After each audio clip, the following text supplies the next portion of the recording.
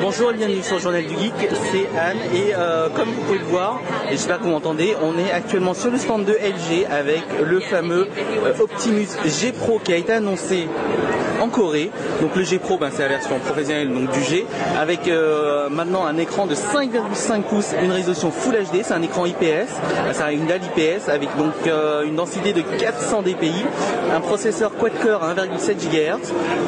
Au niveau de la caméra frontale, c'est une 2,1 mégapixels avec à l'arrière un APN de 13 mégapixels. Donc 13 mégapixels, ça ressemble beaucoup à ce que propose Sony. Au niveau de la batterie, c'est une batterie de 3140 mAh qui est détachable puisque le dos se détache.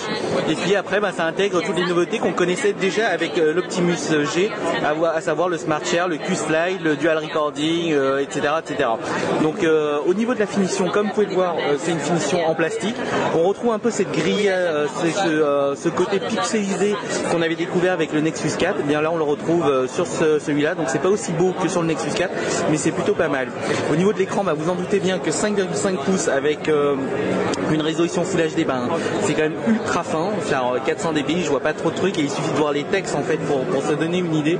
Et puis voilà, un autre truc que j'ai bien aimé sur ce G Pro, c'est au niveau du bezel. Hop, pardon, forcément, il fallait que Quadrant s'arrête parce que j'avais lancé un benchmark pour le fun, mais bon, apparemment le réseau internet ici fonctionne pas super bien.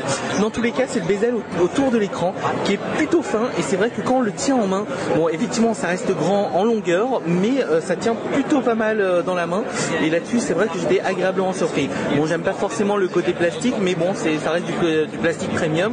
On est quand même loin de ce que propose en règle générale du Huawei ou du ZTE. Donc voilà, je vais essayer de relancer un peu une connexion. Là, ça vous permet de découvrir le fameux clavier virtuel. Bon, c'est assez classique, parce qu'en plus, c'est voilà. Donc, là ça marche. Bon, le Quadrant avait planté tout à l'heure, je ne sais pas pourquoi. Hop.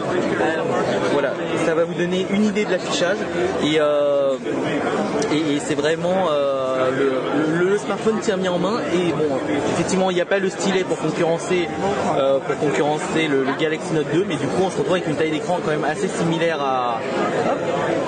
Ça marche pas, bon c'est pas grave.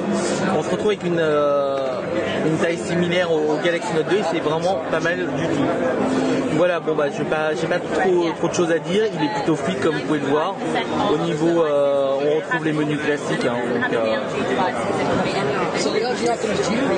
de la surcouche LG. Bon on aime, on n'aime pas, ça c'est autre chose. Mais voilà. Voilà, je crois que j'ai à peu près fait le tour. J'ai dû dire pas mal de fois, c'est pas mal et voilà. Bon, je suis désolé.